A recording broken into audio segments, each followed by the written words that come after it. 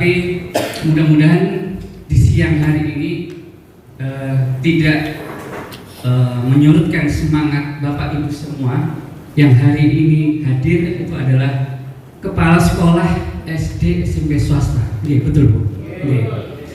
Saya harap ini menjadi momentum, adalah awal dari perubahan kita yang mungkin selama ini di dalam melakukan pengelolaan dana BOS P itu masih asal menggugurkan kewajiban. Tapi kita rubah sekarang mindset yang dari Bapak Ibu semuanya, bahwa dana BOS P itu adalah amanah dari pemerintah kepada Ibu yang Bapak yang dipercaya untuk mengelola ini dalam rangka untuk mencerdaskan anak bangsa. Itu poinnya. Yang kedua, jangan merasa bahwa ini menjadi beban Bapak Ibu semuanya. Bapak ini akan terpilih dari yang ada di sini, menjadi kepala sekolah, menjadi bendahara, maupun menjadi operator ataupun menjadi guru yang ada di lembaga satuan pendidikan. Ini menjadi suatu poin plus bahwa Bapak Ibu adalah orang-orang pilihan yang diberi amanah oleh pemerintah untuk melakukan dana BOS P ini. Kalau tadi disampaikan oleh Dinas Pendidikan sudah mungkin lebih jelas ya detail-detailnya terkait dengan Permendikbud, terkait dengan kelengkapan. Saya memang kalau ngajar memang ya suka keliling gini Bu ya. Jadi untuk memberikan semangat dan apresiasi kepada Ibu semuanya bahwa ini pengelolaan dana BOS P ini memang harus dilaksanakan dengan akuntabel. Akuntabel itu bisa dipertanggungjawabkan sedetil mungkin, sampai nilai Rp1 pun Bapak Ibu harus mempertanggungjawabkan itu untuk apa. Tetapi harus melihat rambu-rambu yang sudah ada di Permendikbud tadi, misalnya larangannya apa, kewajiban komponennya apa. Jadi koridornya jangan lepas dari itu, karena semua pemeriksa internal maupun eksternal akan melihat regulasi itu. Meskipun Ibu sudah membelanjakan ya, tetapi di luar dari aturan tetap salah, meskipun barangnya sudah ada.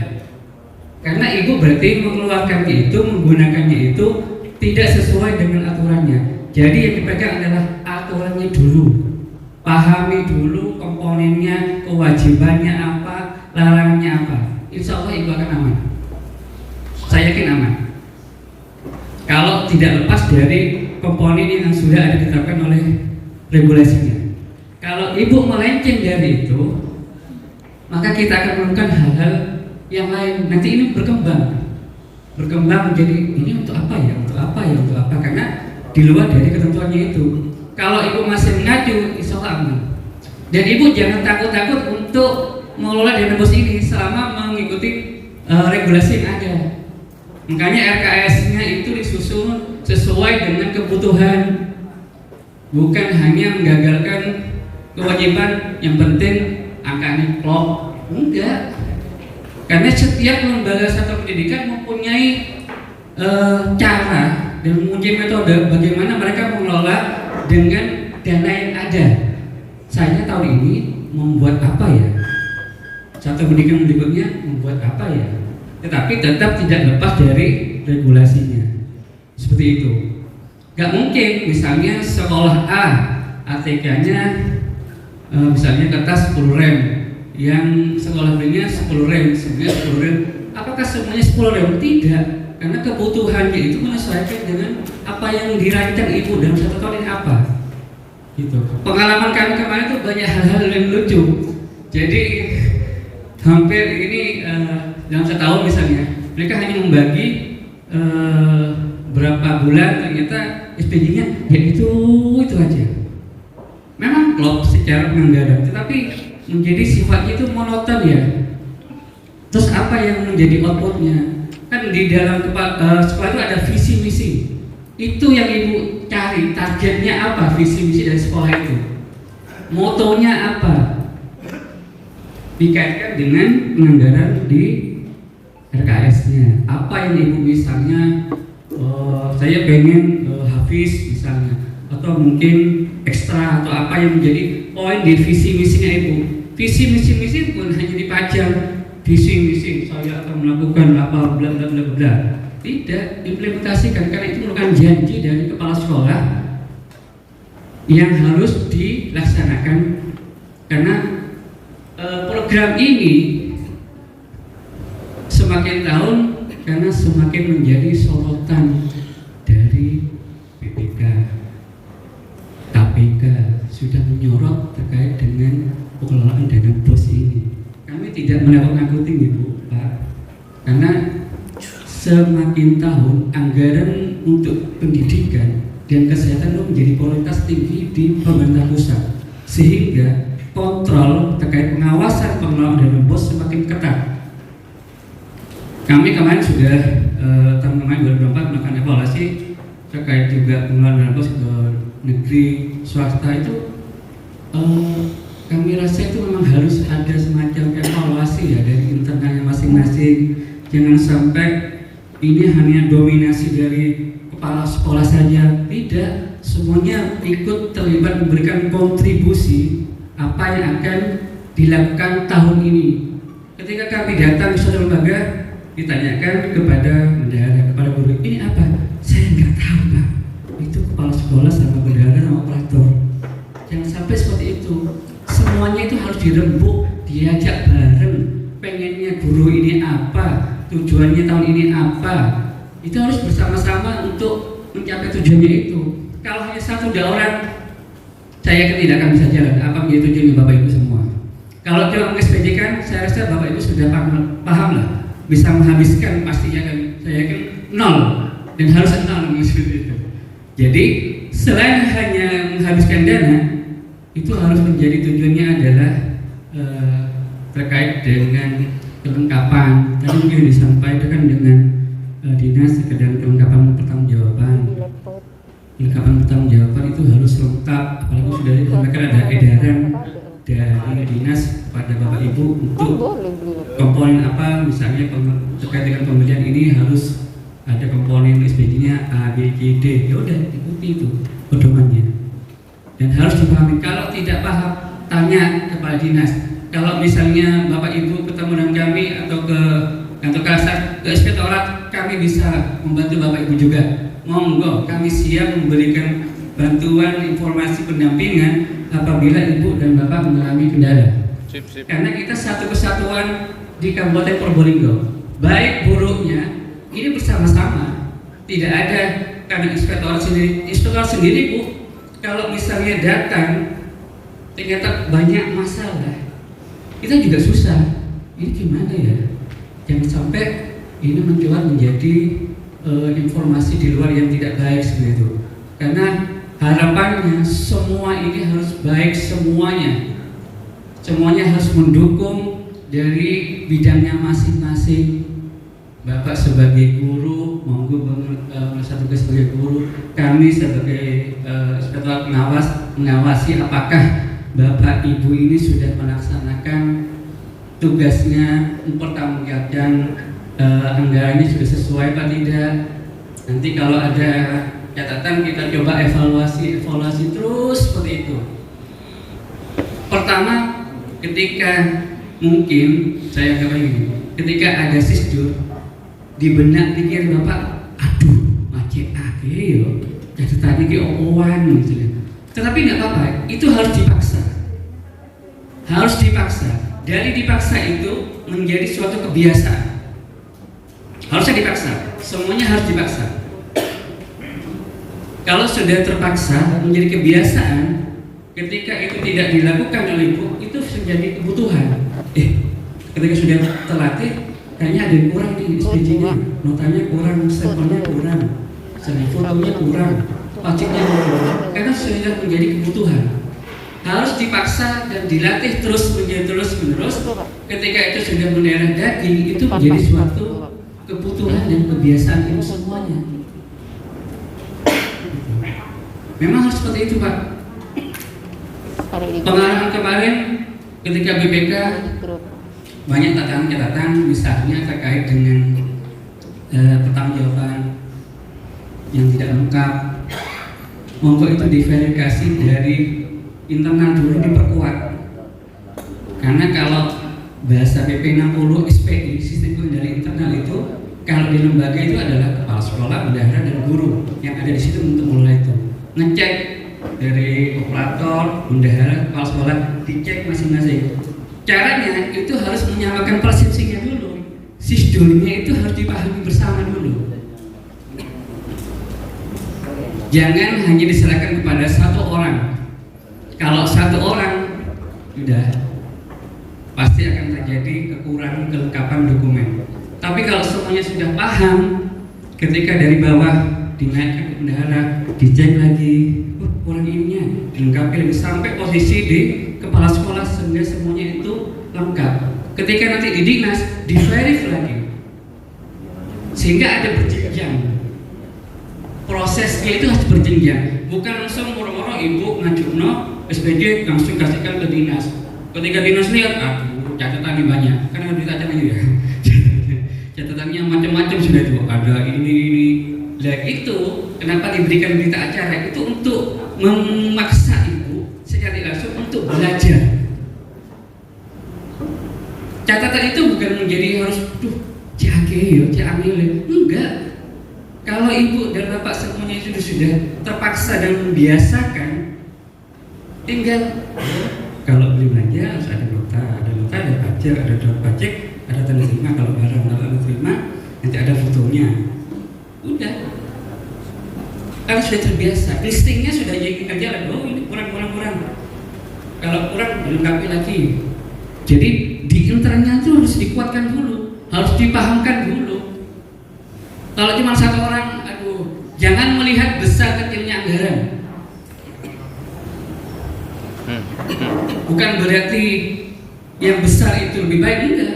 Bisa jadi karena yang kecil mereka tidak paham, itu menjadi satu masalah. Jangan melihat besar kecilnya anggaran. Jadi itu harus dipahami dulu. Sisdor yang sudah diberikan oleh Dinas Pendidikan dan aturan dari Kemendikbud itu harus dipahami dulu, sehingga jenengan nanti arahnya saya misalnya mau kekerasan, berarti saya nanti kalau naik mobil atau naik sepeda motor lewatnya lewat jalan ini ya, jalan Pantura. Kalau macet berarti lewatnya lewat tol atau lewat mana seperti itu. Itu sudah punya arahnya dulu, sudah jelas dulu. Gitu. Bulan Oktober ini mungkin sudah disampaikan oleh Dinas Pendidikan, kita akan kedatangan tamu dari BPK. Bapak Ibu jangan takut karena BPK datang, jangan. Ibu harusnya dengan adanya informasi itu, Ibu bisa mengecek mulai dari sekarang posisi SPJ-nya 2004 dan 2025. Cek semuanya, apakah sudah sesuai dengan ketentuan enggak? Lengkapi semuanya. Dicek lagi, dicek. Sekalian juga mau mengevaluasi yang 2025. Karena pasti nanti BPK akan melihat yang tahun gimana nih. Coba dilihat. Sekarang sudah tahap 1 ya. Tahap 1 ini sudah selesai nih, Bu, Pak. Sudah tidak lanjut semua ya? Sudah. Oke. Hah? Berapa persen? Ya belum. 5%. Oh ya? Ya. Belum verifikasi. Oke. Jadi sebetulnya verifikasi itu adalah metode dari Dinas Pendidikan untuk memastikan bahwa SPJ-nya itu sudah selesai atau tidak. Tetapi ini merupakan kewajiban ibu ketika membelanjakan uang, mau diverifikasi dinas ataupun tidak, harus diselesaikan SPJ-nya. Karena uang ada di ibu. Dinas kan minta mana SPJ-nya. Uangnya sudah dipakai. Berarti uangnya harus ibu pertanggungjawabkan, termasuk pajak. Pajak itu berkenaan kepada belanja. Ketika ibu memberikan belanja A, ada pajaknya, harus bayar. Pengalaman kemarin ada yang sampai lewat tahun baru bayar pajaknya.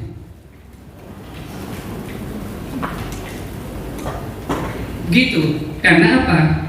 Ketika itu menjadi kewajiban Bu, dan itu dicicil, ketika ada transaksi langsung dispesifikasikan, BKU-nya dimasukkan, dicicil, bukan terus lapel ketika ada surat undangan verifikasi tanggal ini sekarang bingung sudah. Bingung, dia gobok. Bisa ya, fotonya itu sama semua.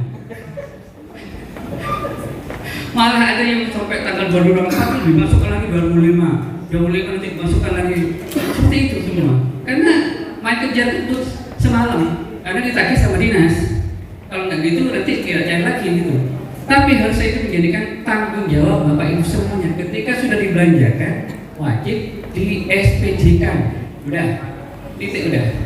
Jadi ketika dinas itu memberikan undangan untuk vakansi, mau besok, mau sekarang, tinggal ngasih kan sudah, kan sudah siap. Uangnya sudah dibelanjakan.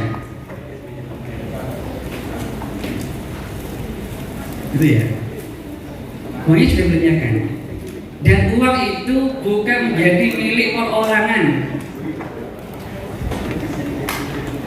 Itu adalah miliknya satu pendidikan untuk anak didik Bapak Ibu dan kegiatan operasional yang ada di sekolah. Tolong itu amanah memang diberikan. Jangan sampai uang itu ya ada oknum ya yang menyalahgunakan kewenangan. Karena kita banyak menemukan seperti itu, Pak. Uang itu bukan digunakan untuk operasional, tapi disalahgunakan. Jangan. Karena itu sudah menjadi amanah. Dan kalau ada kasus rumahnya masalahnya, benar. Kami tidak pernah takuti, bukan. Cuma memberikan gambaran kepada ibu bahwa uang itu bukan milik pribadi. Itu adalah milik sekolah yang digunakan untuk operasional kegiatan di sekolah sesuai dengan apa yang sudah direncanakan. Udah titik itu aja, tidak kemana-mana. Kalau misalnya tadi pengalaman kemarin kita menemukan ada SPJ, uangnya sudah habis, SPJ nggak ada, sudah 5 tahun. Ini kan nggak ada ya. Kalau itu tercium oleh pihak lain, sebenarnya masuk ke tindak, ada fraud di situ, ada kecurangan di situ. Uang negara, uang sekolah digunakan untuk hal lain. Apabila itu terjadi, udah itu masuk pasalnya, sudah masuk pasal berat. Iya. Pasal berat, Pak ya. Iya, masuk berat. Jadi kami cuma mau memberikan early warning kepada Bapak Ibu, monggo bersama-sama kita pertanggungjawabkan ini semuanya memang benar-benar ya sesuai dengan apa yang Bapak Ibu terima itu. Jangan sampai gunakan kewenangan karena kepala sekolah atau bendahara atau operator dia bermain-main di situ. Jangan bermain-main di dalam pengelolaan keuangan negara. Apa? Kita sudah banyak mendengar di media sosial seperti itu.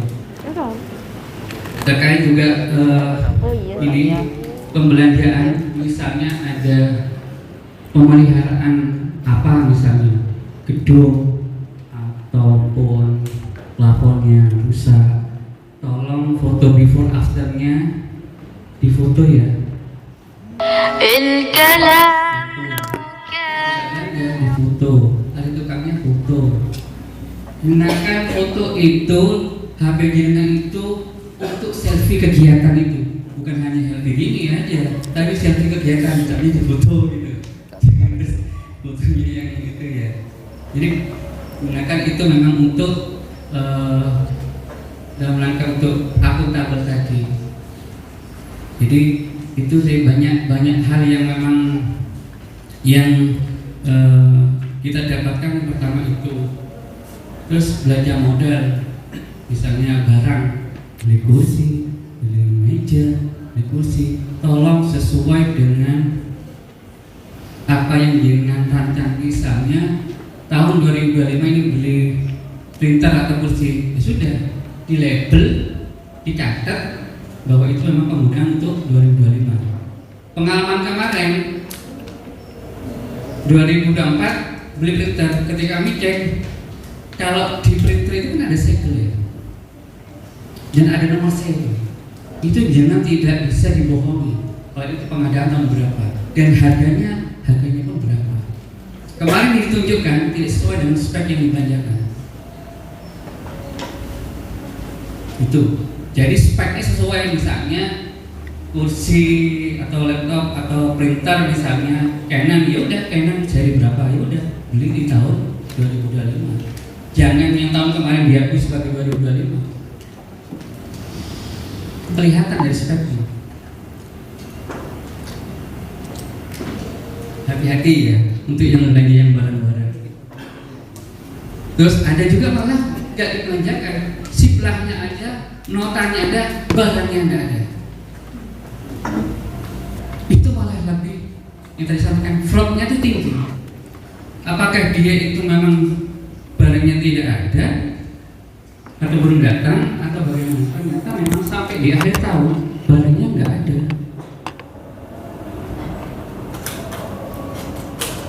Jangan sampai, karena kalau fisik meskipun jenengan misalnya di RKS-nya beli lemari seharga sekian, kami sudah bisa bayangkan, oh ini harganya sama, ini kan sudah dibeli proses harga sekian, berarti lemari kayak ini ya, dicek keluar Pak, nomor seri laptop sekian. Hati-hati dalam proses pengadaan barcase. Barcase ini adalah suatu proses pengadaan menjadi titik kritis zona merah, karena di situ banyak sekali fraudnya. Disiplin, hati-hati ketika ibu pesen A, harusnya pesen A yang datang.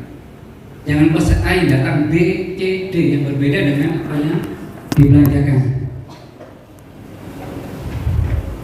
Karena itu nanti akan muncul selisih.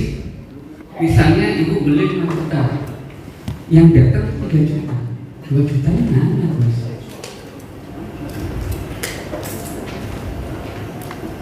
Pertama itu, karena apa? Kedua, penggunaannya kan juga kalau barangnya jelek, ya sampai setahun sudah rempak lah, peot kayak gini. Tapi kalau memang speknya bagus yang ibu butuhkan, komputer laptopnya printernya sesuai, bahkan bisa bertahan sampai 1 tahun lebih. Gitu. Jadi monggo ini menjadi apa ya? Bukan kami ini menakut-nakuti atau kami ini lebih paham, tidak. Tapi kami memberikan informasi bahwa yang kita dapatkan selama ini kita turun, yaitu kami tidak mau dengan itu apa ya, misalnya menyalahi aturan dah. Makanya hari ini dan mungkin hari kemarin Dinas Pendidikan ini mengundang kami adalah untuk menyamakan persepsi dulu, menyamakan persepsi bahwa pengelolaan dana bos itu memang harus ditanggungjawabkan dengan akuntabel. Jangan bermain-main di keuangan negara. Kewajiban jenengan misalnya pajak, ya udah bayar pajak. Barangnya pesen A ya pesen A gitu. Misalnya perbaiki plafon, jadi perbaiki. Itu. Jadi penekannya itu bukan karena BPK mau datang terus kita. Ini enggak. Sebetulnya meskipun tidak ada BPK pun, jenengan kalau sudah sepaham, sepakat di internalnya lembaga, mau datang BPK, mau datang APH, ya udah jalan aja. Karena jenengan sudah terbiasa menyalakan itu semuanya dan harus dipaksa. Jadi kalau sekarang ini sudah ada situ, monggo ya dibuang udah hal-hal yang tidak tepat atau mungkin apa, ayo koordinasikan, diajak bareng semua guru ini gimana ini misalnya dibuat apa ya, oh ini misalnya nanti Pak jangan sini Pak, buat ini Pak, oke kalau tidak ada sekarang nanti tahun depan ya kita coba jika seperti itu. Jadi enak, nyambung gitu loh, saling punya rasa tanggung jawab masing-masing. Bukan terus katanya pas harus begini, semua harus ikut. Enggak. Kalau itu memang untuk kebaikan bersama, dimusyawarahkan. Pengalaman kemarin kita seperti itu, bendahara, guru, semuanya berbeda. Saya nggak tahu Pak, ini begini. Jawaban satunya berbeda kan? Ini dalam satu pendidikan. punya pemikiran yang berbeda-beda. Dan itu jangan sampai terjadi seperti itu, karena terjadi permasalahan itu timbul dari dalam sendiri. Ketika di dalam itu tidak kondusif, muncullah permasalahan. Nah, makanya dibuatlah rembuk itu ya, misalnya rapat musyawarah untuk kantor ini kita membuat apa, programnya apa ya, uangnya sekian, cukupnya ini aja Pak, ya sudah, tahun depan ya untuk berikutnya, seperti itu terus. Memang keterbatasan dana itu memang ya kita akui, tapi kita minimal bisa mengoptimalkan dana yang ada.